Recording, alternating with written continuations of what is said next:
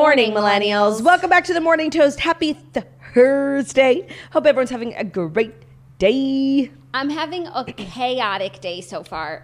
Always a journey. Always a journey. My morning just got turned upside down. I just want to tell you guys what happened quickly so you can understand the headspace that I am, which is frantic. It's giving Claire Crawley.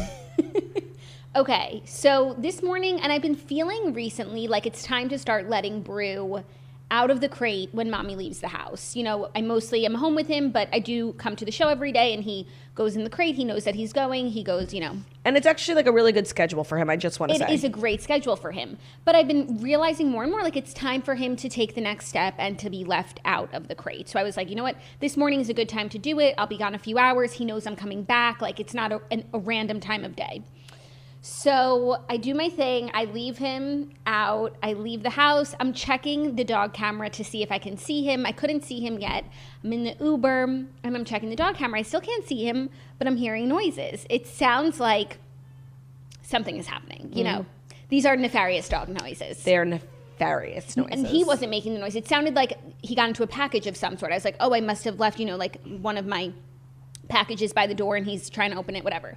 I get out of the Uber, I run home, and I get home and he got into a pack of Cheetos. He deserves it. Which, like, we keep all of our snacks in the same place forever. He's never jumped that high to get one of the snacks. So, like, the second mom leaves the house, he had this... Necessity is the mother of invention. He had this master plan. Like, he's like, I'm getting those Cheetos when I have free time. So...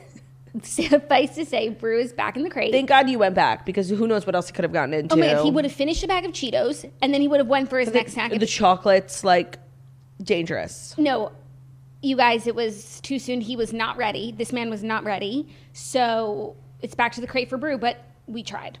And that's really all that matters. And I just want to say, like, mother's intuition. Like, I mother's knew intuition. Those sounds were not correct. No, you knew they were nefarious sounds. And I just, Bruce, I love you still. I thought we were somewhere that we aren't. And that's okay.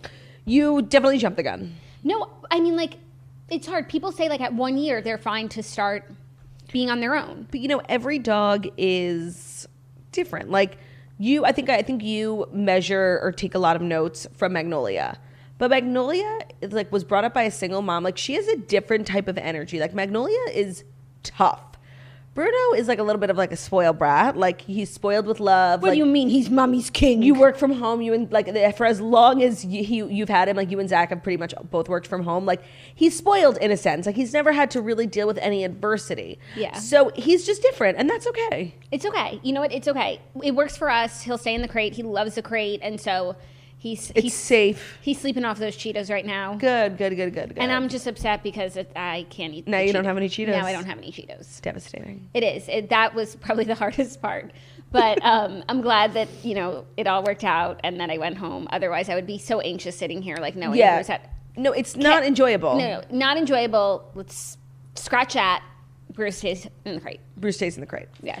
Well, this is our last in-studio show for the week because I am headed to the airport right after this to go to LA for literally like 2 days. But I am very excited. I've got my looks put together and it was not easy, you guys. Like I'm wedding fatigued, or just like black tie event fatigue. Like I've searched every website. I've worn all my possible dresses. Went to one wedding. No, I've been to like literally 6 weddings in the last couple months.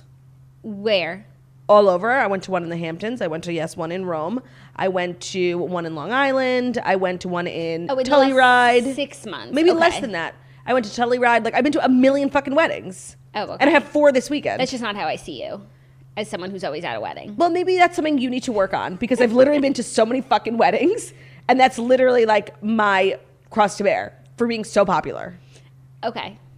And being such a great wedding guest, like who wouldn't invite me? Yeah, I'm true. Really like, if you invite me to your wedding, like you're getting your money's worth. Like I will eat everything you paid for. I will drink everything you paid for. I will dance to the band that you paid for. I will close this place down. Wow. So like, who wouldn't invite me? Mm-hmm. And they're like, I'll put you on my Instagram too, which is always just like an added bonus. That's true. I'm a premium guest. That's very true. You always have to think about that. Like, I mean, I got married so young, like I didn't even know what I was doing.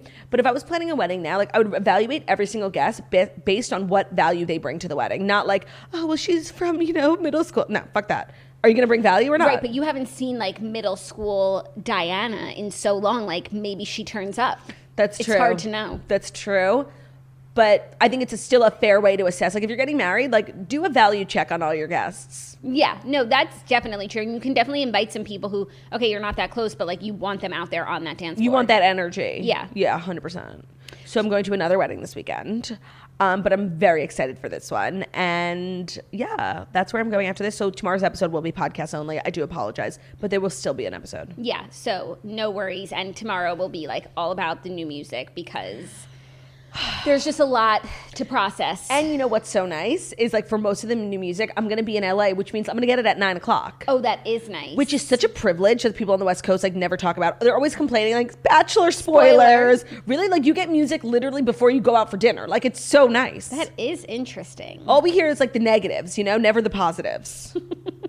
It's twisted. For sure, for sure. For sure. So how was your night last night? My night was good. I went to dinner with TPG and Tyler C. And it was just like, I've never felt so short in my life. I actually wore the biggest pair of boots. I saw. That I bought yesterday. And it was just like, it was a lot, you know, like the two loves of my life. But it was really fun. And I have a terrible headache. But I'm pushing through. Did you drink a lot or this was an unearned headache? No, I definitely earned it. Okay. I didn't drink like a lot, but I didn't drink a little. Okay. That's good. But you know, there's a Casamigos Blanco shortage. Do you know? No. Ooh, So I know. For the last, for the last like couple months, pretty much every restaurant in the city like does not have Casamigos. And if they do, they don't have Blanco. There's like a major shortage in the New York area. Like everywhere I go. So I've had, and you don't understand, like it's all I drink. There's not like really another option Does for me. anyone know what it's due to? Sure, like just supply Just chain. supply Like that's chain? like everyone's talking about supply chain. Like Okay. that's literally how the supply chain is affecting me. So when I go places, it really makes it a huge problem for me. So when I go somewhere and they have Don Julio Blanco, like I will drink that. But at the restaurant we went to last night, they didn't have Don Julio Blanco. So I just kept getting drinks with like different tequilas, like trying them all. I had 818 Blanco in a margarita, and I'm so sorry. Like, it was disgusting. Like, I couldn't believe it. Because I've drinking it, like, in shots before. I don't think it's, like, a good tequila to make cocktails with. Okay, but it's good for shots? It smells like chocolate. Like, it's so bizarre. But it's good for shots. Yeah. That's probably more important. It's I guess. good on its own. But when I took a shot with it once, I was, like, blacked out. So, like, I probably would have drank anything. Then I had Casa Dragones, which was, like, okay, but a little smoky, which is not my favorite. And then I got really fucking desperate and I drank Haha. And it was some of the most disgusting shit I've ever drank in my life. Wow. So I was like just desperate. And then we went to another place afterwards that had like Don Julio Blanco. But are other cities, states experiencing this shortage? It's really affecting me. I mean, these shortages are out of control. It's the first one I've been in contact Directly with. in contact with? Or directly affected by. You don't see it like when you're grocery shopping? I don't really go grocery shopping. Oh, okay. So They're yeah, wild. unless like there's a shortage on Uber Eats, it's probably not going to affect me, you know? Yeah, I understand.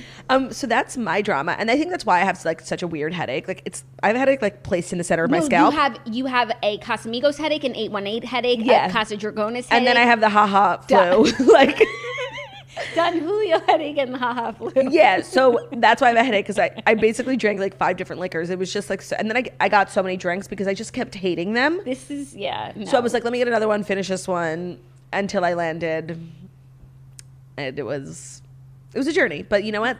That's life, you know? Yeah. Adversity. Yeah. But I came through on the other side. Wow, that really sounds torturous. It kind of was.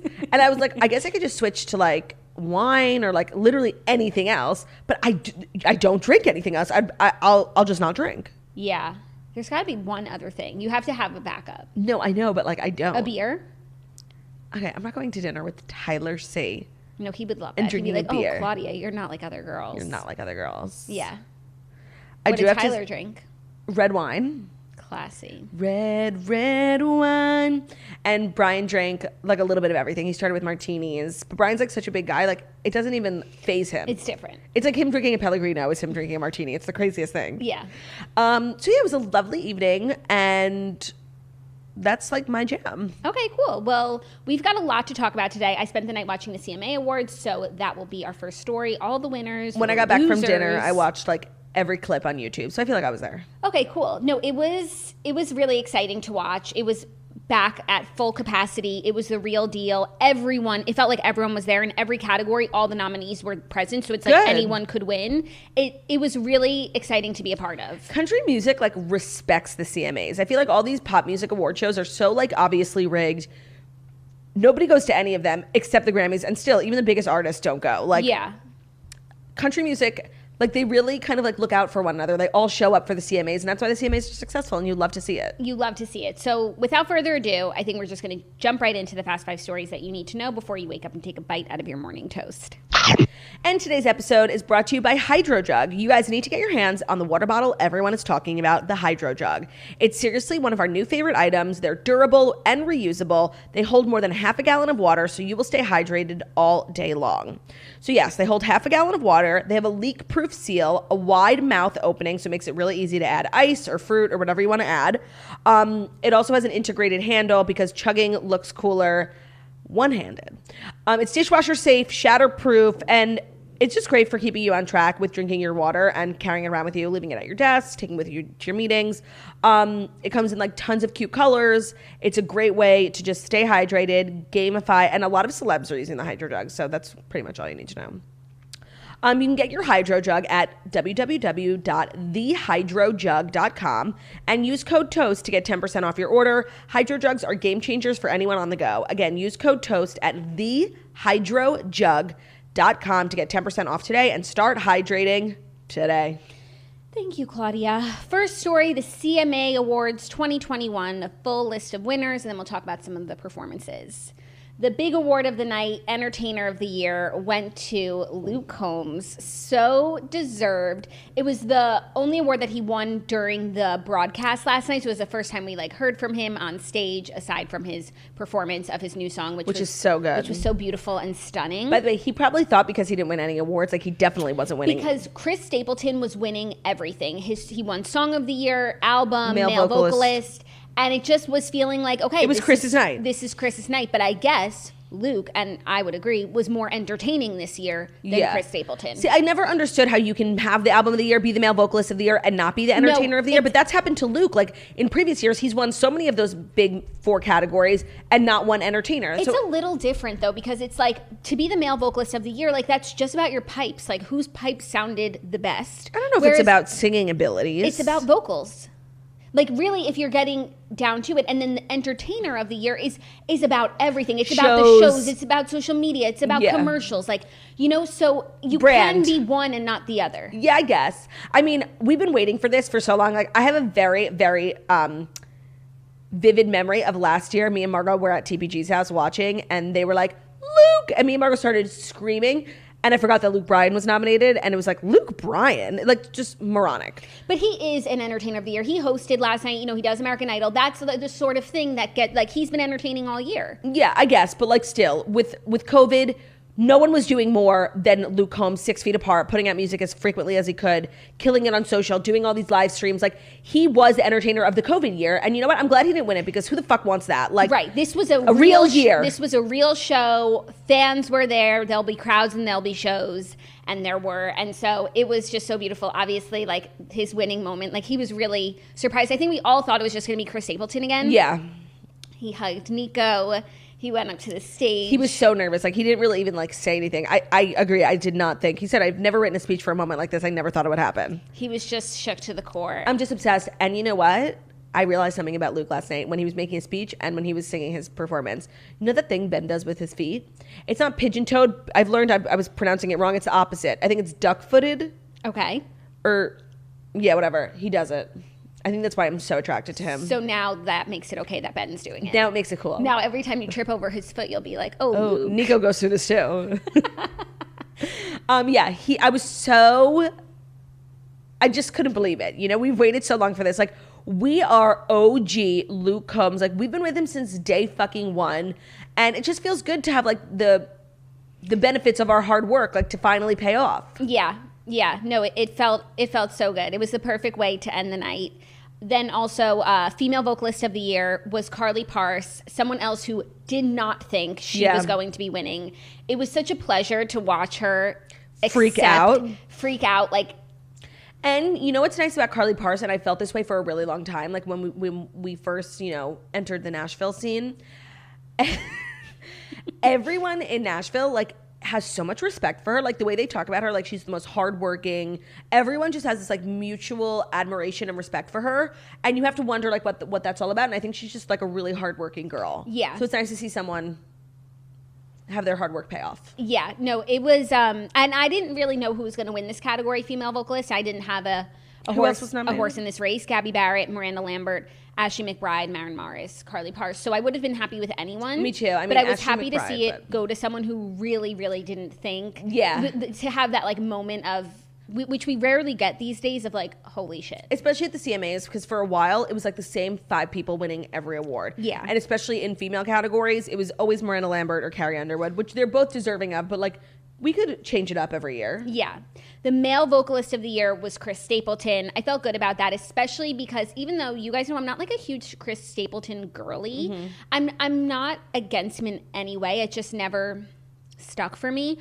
But his performance was like head and shoulders above everyone else. He performed on his own, and then he also performed with Jennifer Hudson, and like, he is the male vocalist of the year. The thing about Chris Stapleton that I fucking love is he is weirdly, and no one really talks about it because he's so fucking low-key. He doesn't like take paparazzi pictures. Like, he is so fucking famous. He literally sells out arenas, like in the same way that like Beyonce and Taylor Swift do. Like, he has the biggest following. Everyone wants to work with him. He's on Red. He's on Adele's album. But he's so country, and he's never once wavered. Like, he goes to CMAs every year, and he goes to the Grammys, but he's so country, and he's like so proud of his country.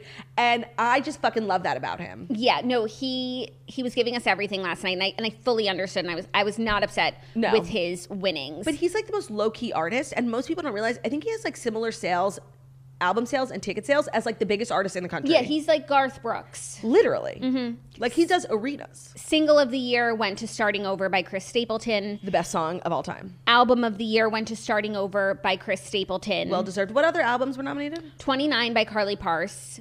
Dangerous by Morgan Wallen. That was never going to win. Heart by Eric Church, and Skeletons by Brothers Osborne. So people are really upset that Morgan Wallen didn't win. He was also banned from coming, walking the carpet, performing, etc. But he was allowed to be nominated, I guess. Well, I mean, his album is the country album of the year. Right. It broke all these streaming records. All these country album records. Like, critically, it was so good. The fans loved it. Even when like they were running through the nominations in the broadcast and people were cheering for each nomination, like, the cheers were through the roof. The Morgan Wallen fans are not happy. No, they're not happy. And you know what? When it comes to album of the year, like, that actually, I think, in my opinion, was the biggest country album. I mean, numbers-wise, it was. And it's not just about the numbers, but musically, it was stellar as well. It was really good. So this is like I don't know where we go from here. Like, where does Morgan go from here? He's back on the road. He's doing shows around the country. Yeah.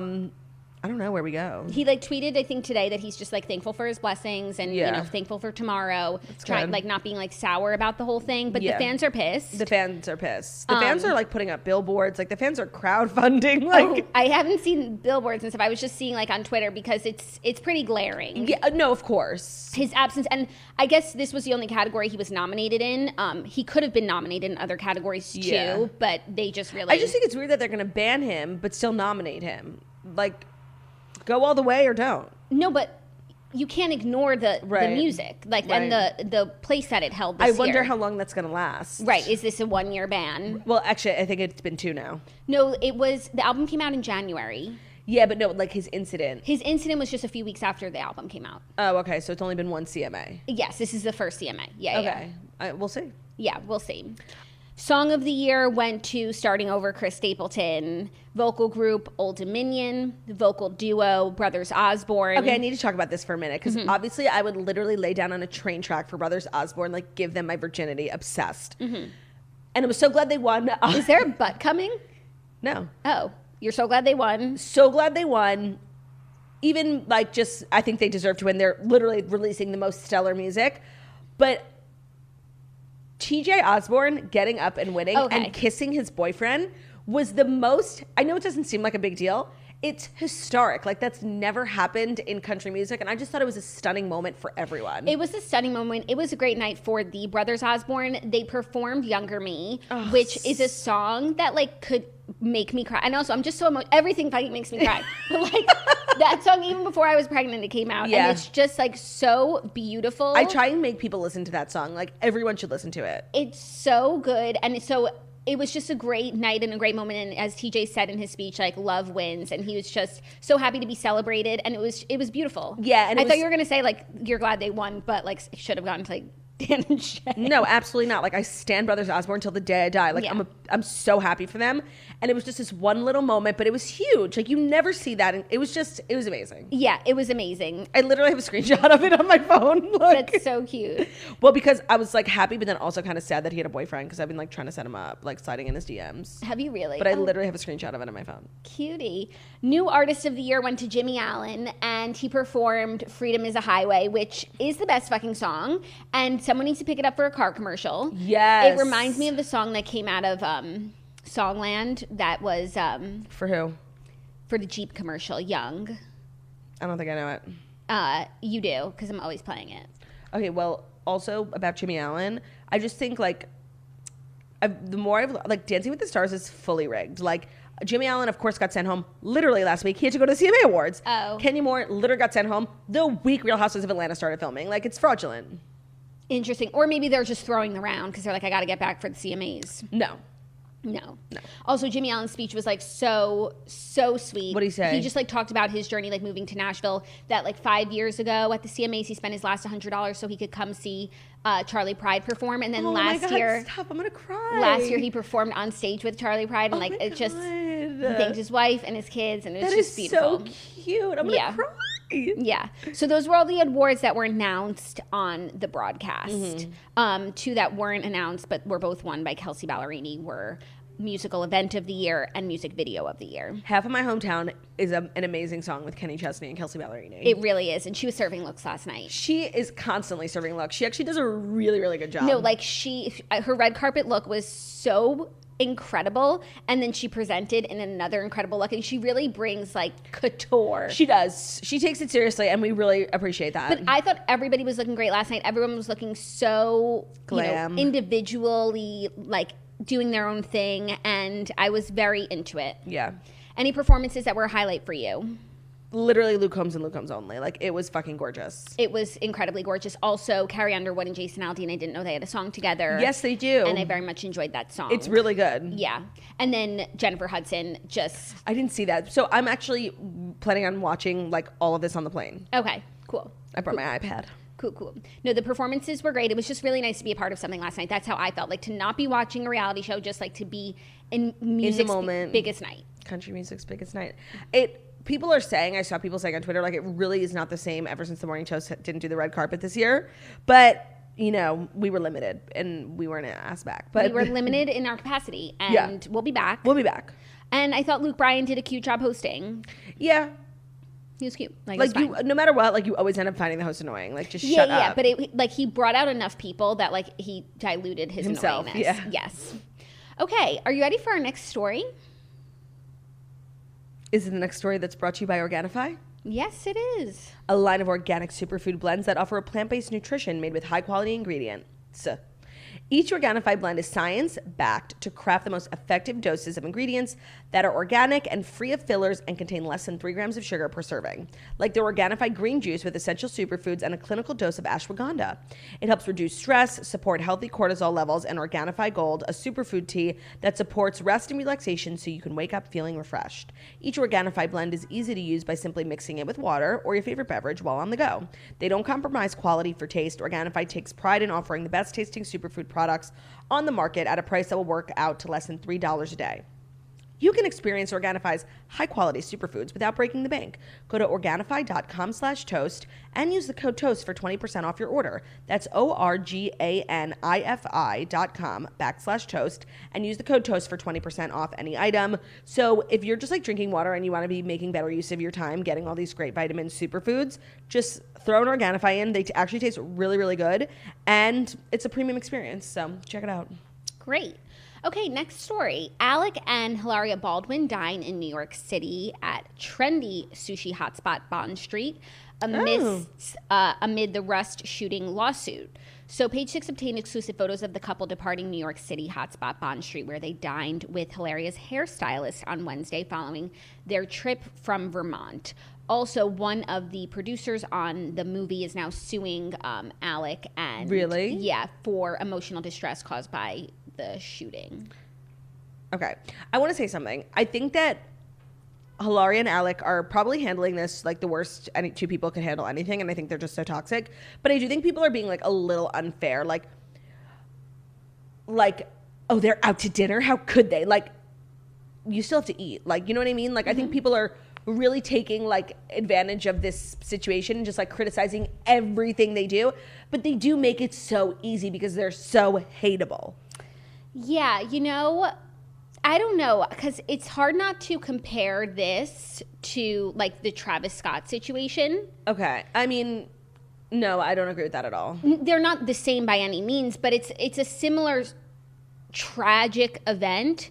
No, I don't agree. With this celebrity who is partially responsible. No, I don't agree. In what way? I don't think Alec Baldwin is responsible at all. Like, I think that... You don't think he's responsible at all? No, I don't think he knew there was a real bullet in the gun. Do you? I don't know what he knew. Oh, no. I think this was like literally a horrible, horrible accident. And like he's probably traumatized.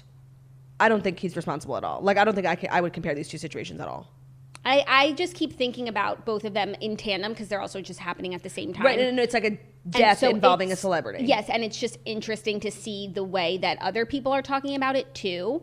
I see what you're saying, but I think they're so different. Like, I don't think... They are so different. I'm not saying that they're exactly the same, like tit for tat, but just, there's kind of similar circumstances. Because you're saying you didn't think for 1 second Alec Baldwin knew there was a bullet. I'm not saying he did or he didn't, but there were people who were saying, like, I don't think Travis Scott knew what was happening.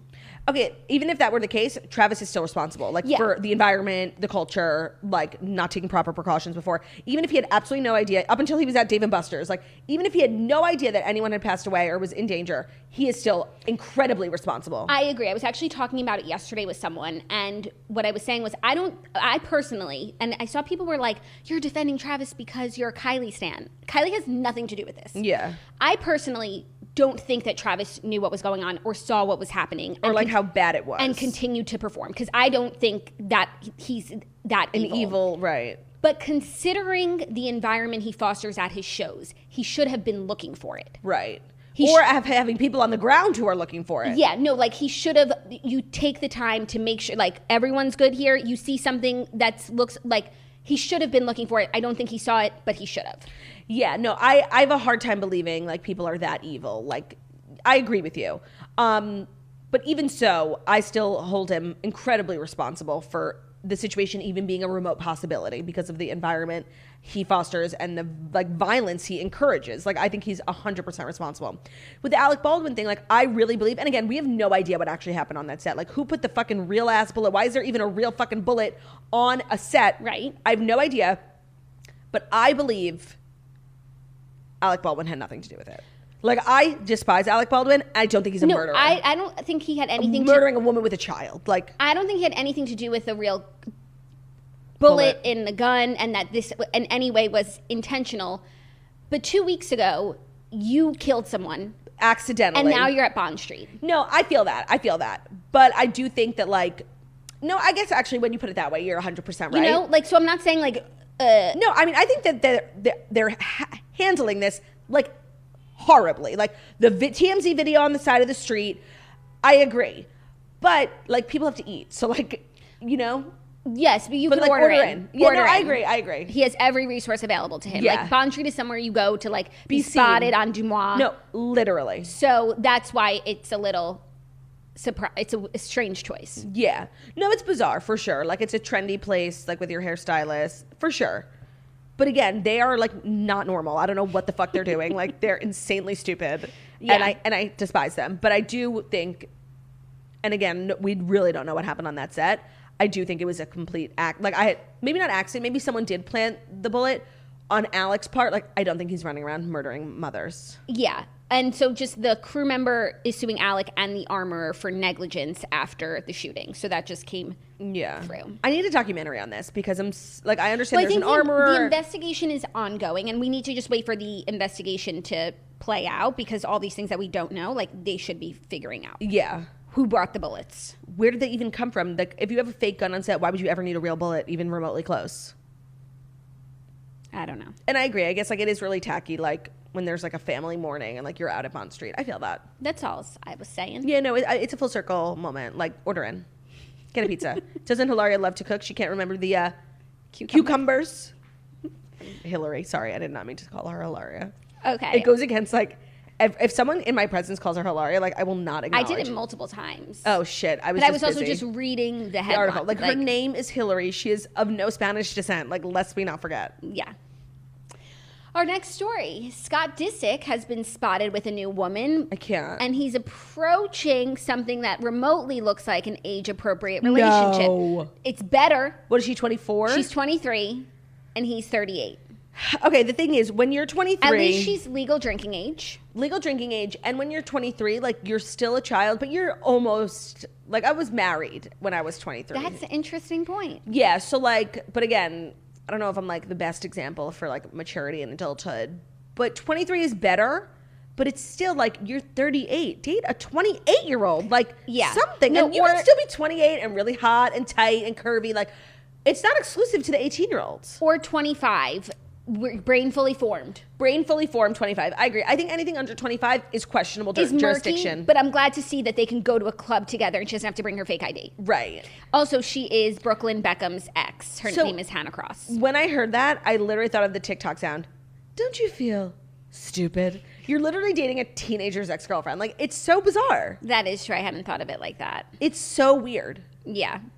Well, we'll see where this one goes. Who is this girl? She is a girly girl. A girl. And she's alive. I don't know. Okay, well, she's just like pretty. She's just being labeled as Brooklyn's ex. Like, oh, that's so sad. Yeah. Okay, well, whatever. 23 is better, but it's still not great. And it's just a pattern of behavior that I find so bizarre. Yeah, I agree. I'm not here for the pattern, but at least we're getting warmer. Yeah. And I think that, like, a lot of people, I think they were really put off by the Amelia thing. Like, really. And I think it was, not that he cares, but I think it was, like, really bad for his image. Like, the way that picture and just, like, their overall age gap, I think people were really, really put off by that. I mean, I've been put off, and I'm a huge fan of his. Yeah. So I think, like, he stepped it up a couple of years, like, just so people wouldn't just, like, jump down his throat again. Not because this is the great love of his life. And you couldn't even just step it up a few more years. 25. Like, that's literally it. I will do anything. Like, Snatchler. She's snatched. She's 24. Doesn't make that. She's going on 25. Okay. He can call her in May. Yeah. May 6th to be exact. Okay. Are you ready for our next story? I am. Yes, I am. Lala Kent is speaking out on the Randall breakup. She said, I forgot that, like, that was real. I know. And I want to talk about where we're at today on this. It's been a few weeks. Do you need to get a plane ticket? Because are you in denial? No, I'm not in denial. Okay. Let's talk about what she said, and then let's talk about what we'd like to see for her, okay? And then let's project our delusions onto our podcast audience. Stop it. The Vanderpump Rules. By the way, don't forget to subscribe to our YouTube channel. Oh, yeah. The Vanderpump Rules star spoke out about her breakup from the movie producer on her podcast Wednesday and said she's leaning into her role as a mother to her daughter, Ocean. She said, I take it 1 minute at a time because a 7-month-old can't sit around and wait for you to get over shit. Right. You better keep your fucking head up and do your thing, so that's what I do. She admitted that she never thought that my life would be where it is right now, and that's okay, but that she's appreciative for her daughter and her book release keeping her distracted from the pain of the split. Yes, girl, promote the book. Yes, girlwithnojob.com/book. You have to be grateful for every experience because what I've been through in my life, which people have been through much crazier and traumatic things than I've been through, those people inspire me who deal with the things with grace and they come out on top even with the hand that they were dealt. That is such a good way of looking at things. Like, my situation, like, obviously sucks, but, like, it could be so much worse. I'm, like, looking at your blessings as opposed to, like, your curses, I guess. Yeah. She's just, like, has a really good head on her shoulders. She really does. And I feel sad that, like, we're here, but you know what? She, like, obviously got into a relationship with someone with a lot more money than her, and I feel like she never, like, got lazy. She never let it be, like, her fallback. Like, she never let it get comfortable. Like, she's like, I know he could leave me in the way that I got him. She was always saying that. She has her own career. She's got the Lala makeup, Lala baby, the book, I think she has a podcast, Yeah, the show. where she said these things. Right. So, you know what? I think she could be in a far worse situation because I know a lot of situations like that. Like you get comfortable, you think this is your life, and then you don't work and you have nothing left. Yeah. So I think she's actually in a pretty good situation. I would agree. Now, do you think, how would you feel if they got back together? Fine. I mean, you know, when there's a child involved. Some crowd research. Oh. No, I'm kidding. I think I would feel fine mostly because there's a kid involved. Like if Yeah. your parents can be together, like wouldn't you want that for Ocean? Yeah. I just feel like, especially with the way that this season is airing, like she couldn't do it Alone. because of the way that people would Come for her. Yeah. You know what I mean? I don't know. Like, Even though that's not a reason and a way to live your life. no, like Tom and Katie have been to get through far worse, you know? Yeah. And No we one don't gives- even know what happened, honestly. Right. We just saw some girls in a hotel. Right. He probably fucked him. Like, let's just be realistic. Like, we're all adults. It's okay. And so, is Lala able to get past that? Yeah. I don't know. But Like, whatever would she you decides get to do. past that with the father of your daughter, and maybe, you know, if he was financially set, like, would that help? It would help for me for sure. I don't know. I hadn't thought about it as me. Yeah, I've like- only thought about it as her. Not as Zach, just like a total hypothetical situation. Yeah. You just had a baby with a guy who was No, a lot of money. Get the fuck out of my face. Yeah, and he cheats on you like while you're literally breastfeeding. But he wants to come back. He says he's sorry, and he has a lot of money. Like, what do you do? No. I don't know. Money talks. Just saying. Think about it. I don't know. To have like a 7-month-old I know, and you it's can't so keep it in your fucked up. pants. It's like so you, fucked you up. stand no chance. No, yeah, people like that are. I know everyone's capable of change, but like those people are not. Yeah. No. Like if you're literally fucking some random girl while your wife is breastfeeding your newborn baby, like you're an animal. Yeah, you're an animal. I agree. So, But how much money do you have? Like I need numbers, like for real. though, if Rala got back together, I do really kind of ship them. I really do. Especially now that we're getting so much of their relationship on the show. It's like the first time we're seeing it. So at the same time, I'm falling in love with them as Yeah. a couple, and they're deteriorating. That's why I forgot that they're broken up because I literally watched 2 nights ago them having dinner at Lisa Vanderpump. So Yeah. it's very confusing for me. Yes, it is confusing. But as she said, she's taking it one day at a time. I feel like she's made no decisions. And you know what? Take your time. Yeah. She'll see how Take she your time. sees. She'll see how she feels. Yeah. Are you ready for our 5th and final story? It's the final story. Do-do-do-do-do. Do-do-do-do. Do-do-do-do-do. It's the final story. Prayers go up to Lala. Today's 5th and final story is brought to you by Olive and June, the best manicure system out there. Okay, stop paying for overpriced manicures when you could literally do them at home with the best system of all time. So the Olive and June Mani system is the answer to salon perfect nails at home. Their polish lasts over 7 days and it does not chip. And with their manicure system, every at-home manicure comes out to just $2. And we have obviously a discount code, but let me tell you about the Mani system. You can do it yourself. If you're not good at doing your nails, you think you're not, but then you get the set from Olive and June, and they have this little silicone topper that goes on top of all the nail polish bottles that makes it so easy to like steady your hand, especially if you're painting your dominant hand. They've got nail files, cuticle oil. It's literally just all in one. Things you always are looking for in your house. Like when you break a nail, you're like, do I have a nail file? Well, if you have the Olive and June Mani set, even when you're not doing your nails, you always have a nail file on standby. You're getting salon perfect nails at home that last over 7 days. And it comes with all the tools you need. It's 5 steps, comes with a poppy, which is that patented brush handle that makes it easy to paint. And it's really, really affordable.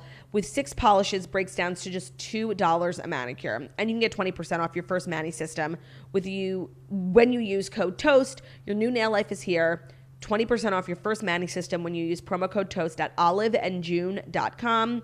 That's oliveandjune.com, promo code TOAST. Check it out. I mean it. Great. Our 5th and final story, YouTube is removing the dislike count on all videos across its platform. I saw.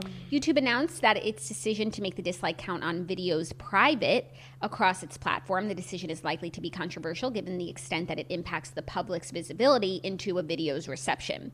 But YouTube... No, I don't think that's true at all. But YouTube believes the change will better protect its creators from harassment and reduce the threat of what it calls dislike attacks, essentially when a group teams up to drive up the number of dislikes a video receives. That's like when people go to the podcast app and like leave you like a dump of bad reviews. Yeah. No, I don't understand why they're hiding it. Like, just get rid of it. Right. They say that while the dislike counts won't be visible to the public, it's not removing the button itself. Users can still click the thumbs down button on videos to signal their dislike to creators privately. So you can privately be, depressed. Be harassed. Yes. Wait, that's moronic. Right. You're not protecting anyone's mental health. You're actually making it worse. Like, I guess you're making them feel more isolated. Like, so funny. It's go like so deal with your shame by yourself. That's horrible. Just get rid of it. Right. This is what's the problem with all these fucking apps. Like, they do all these bullshit like PR stunts to like actually stop harassment, and they do nothing. Like, this is so stupid. This is counterintuitive. I mean, this is really, really senseless. Like, honestly, just get rid of it. Or don't. Or don't. But get rid of it. Like, yes, you should be doing everything possible to combat people getting harassed. And like, they do that to YouTubers. Like, they'll dump tons of dislikes, and it's just like bad for your brand. Like, get rid of it. Yeah. This is the stupidest thing I've ever heard. You still get access to how many people dislike you. But good, no one else will know. I guess that helps, but... It helps, but it's still like the same thing of you're being attacked. Oh my God, that is the crazy, stupidest thing I've ever heard in my life. And the trolls do still get that like feeling of dislike. Of getting to you. Yeah. Just get rid of it. Yeah. Did Facebook used to have a dislike? No. They invented the like. They invented the like, and then they gave you other emojis you could like... Ha ha. Yeah, crying, heart, angry. Yeah, sad. Yeah. Okay, yeah, that's like so stupid. But this is the stupidest thing I've ever heard in my life. Like, dead ass. Yeah. From $1 billion tech company, like that's the best you could do to combat harassment. And also, like, people will find other ways to let you know that your shit is trash. No, don't worry. Like, the trolls will literally climb every mountain, sail every sea to let you know that they're fat, that you're fat and they hate you. Right. Like, why can't they just then write a comment that says dislike? Right. No, maybe now, like... I guess because the dislike button is anonymous, you can't see who disliked it. So if you want to, I mean, you could always have a fake account, but like if you want to use your... No, but like your fake account is connected. That's the thing about YouTube. It's connected to your Gmail. So like if you want to be a fucking YouTube troll, you have to make a whole new email account, and that is dedication. And you know what?